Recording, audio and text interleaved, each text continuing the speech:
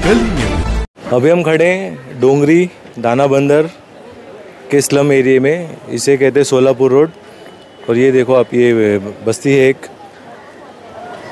इस बस्ती के room number 27 ये आप देख सकते हैं, दरवाज़ा नंबर 27।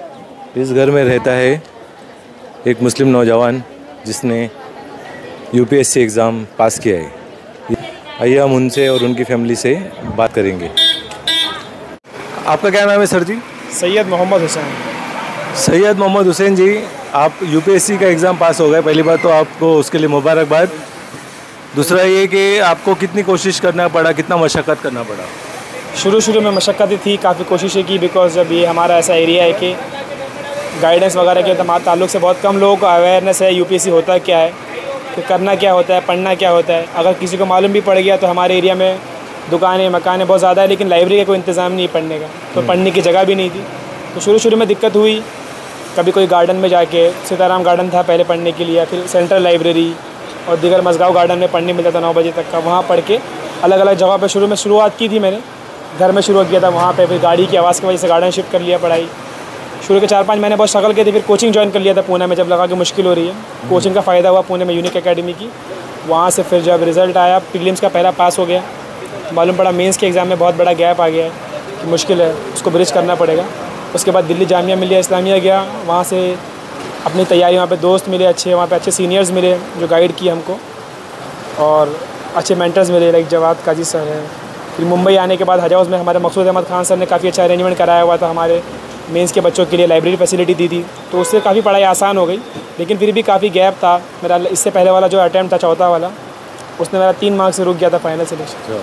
फिर उसके बाद यहाँ पे एक नया अरेंजमेंट हुआ है, जो हमारे फजानी ट्रस्ट और गुरुद्वारा ट्रस्ट और मकसूद अहमद खान सर हमारे काफ़ी मेहनत करके बच्चों को सब्सिडाइज रेट में पढ़ाते हैं। वहाँ पे मैं एडमिशन हुआ और वहाँ पे पढ़ाता भी था एज अ टीचर और एज अ स्टूडेंट, मैं दोनों भी मतलब बच्चों को पढ़ाता भी था, ताकि इतना टाइम हो गया था फाइनेंशियल इंडिपेंडेंस के लिए मैं बच्चों को पढ़ाना शुरू किया था टीचर, और खुद भी पढ़ता था। तो ये पढ़ाना और पढ़ाने के चक्कर में मैं टच में रहा था तैयारी के, और फाइनली इस बार थोड़ा कोशिश किया था कि कुछ कसर बाकी ना रहे, और फाइनली वो रंग लाई। यानी आप 4 बार पहले अटेम्प्ट कर चुके हो, ये 5वां अटेम्प्ट था।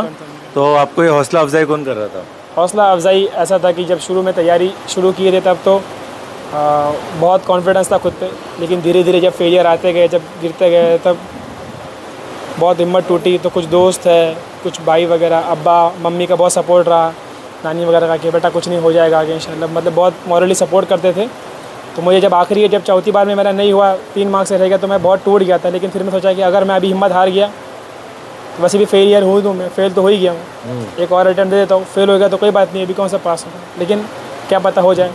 और पूरी जान लगा के दिया, जो भी था लगा दिया, ज़्यादा तो आ रही है पार, मतलब क्या कोशिश थोड़ी सी कि हो जाए। जो भी अपनी मेहनत से पढ़ाई को, जिसको 3 बार पढ़ना था उसको 5 बार पढ़े, लिखे, खूब लिखे। जो मेंस का एग्ज़ाम होता है उसमें लिखना बहुत इंपॉर्टेंट होता है, तो खूब लिखा और ट्राई किया कि अपना बेस्ट शॉट दूँ, और बेस्ट शॉट हुआ जो भी, फाइनली रिजल्ट आ गया।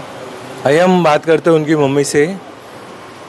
खाला जी, आपको कैसा लग रहा है, आपका बेटा पास हो गया? बहुत अच्छा लग रहा है, उसकी मेहनत रंग लाई बस।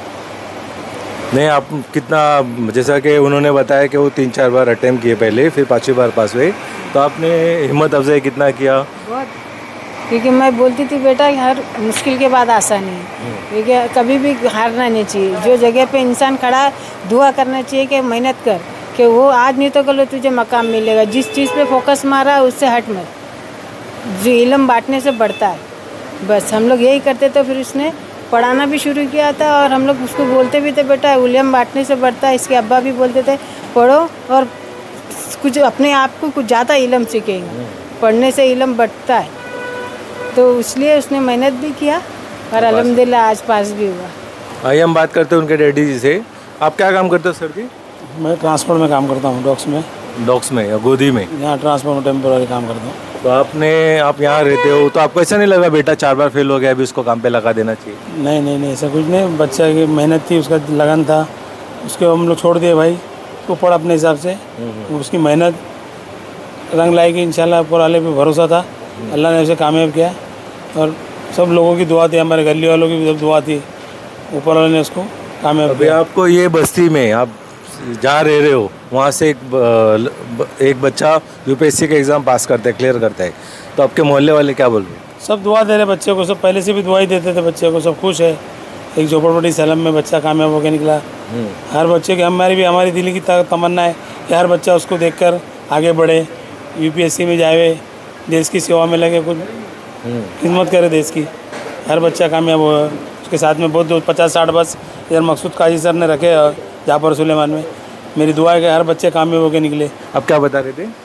कि इस इलाके में जो हमारा इलाका है वाड़ी बंदर डोंगरी है, जो पूरा इलाका, यहाँ से आज तक किसी ने एग्ज़ाम क्लियर नहीं किया, यहाँ तक मेरे इल्म में। तो मैं शायद से पहला हूँ यहाँ पे जिसने ये भी अप्रोच एक ऐसा करियर ऑप्शन या as a future career planning और as a field to choose करना है। बिकॉज हमारे यहाँ के बच्चे पढ़ाई में अच्छे होते हैं, अक्सर इंजीनियरिंग के बाद रुक जाते, ग्रेजुएशन के बाद जॉब ढूंढने लग जाते हैं। लेकिन अगर फैमिली में कैपेबिलिटी है, इतना पेशेंस है, सपोर्टिव है, या आपको एकदम जुनून है कुछ करने का, तो ये भी एक करियर ऑप्शन है, आप चूज़ कर सकते हो। काफ़ी आपकी पर्सनालिटी को एनहांस कर देगा और एक सोसाइटी को पॉजिटिवली कंट्रीब्यूट करने का एक बहुत बड़ा और बहुत यूनिक प्लेटफॉर्म प्रोवाइड करता है ये। आप मुंबई में शायद पहले हो जिसने यूपीएससी पास किया इस बार? इस एरिया से मैं पहला हूँ यहाँ पे जिसने यूपीएससी का एग्ज़ाम निकाला। उसके बाद थाने में जो महाराष्ट्र की फर्स्ट लड़की वो डॉक्टर है जो सांके, हाँ, वो 25th रैंक आया है उनका। वो तो महाराष्ट्र, मतलब जो यूपीएससी का रैंक आता है वो ऑल इंडिया से आता है, तो महाराष्ट्र में उन्होंने टॉप किया है। तो फिर आपको आगे चल के क्या करना है, क्या प्लान किया आपने? आगे चल के यही प्लान करना है। अभी तो फिलहाल के लिए जो भी प्रोसीजर्स बाकी है यूपीएससी के वो पूरे होंगे, और आगे जो प्लान किया है जैसा I will go with the flow, जो भी नेचुरल प्रोसेस है फॉलो करेंगे, थोड़ा रिलैक्स करेंगे, चीज़ों को सिंक इन होने देंगे। उसके बाद जहाँ पे भी सर्विस का मौका मिलेगा पूरा अपना 100% देके सर्व करने की ट्राई करेंगे कंट्री को और पीपल को। ये थे हमारे साथ साउथ मुंबई से हुसैन भाई, जिन्होंने यूपीएससी इस साल कल रिजल्ट आया था वो क्लियर किया। इरशाद शेख, गली न्यूज़।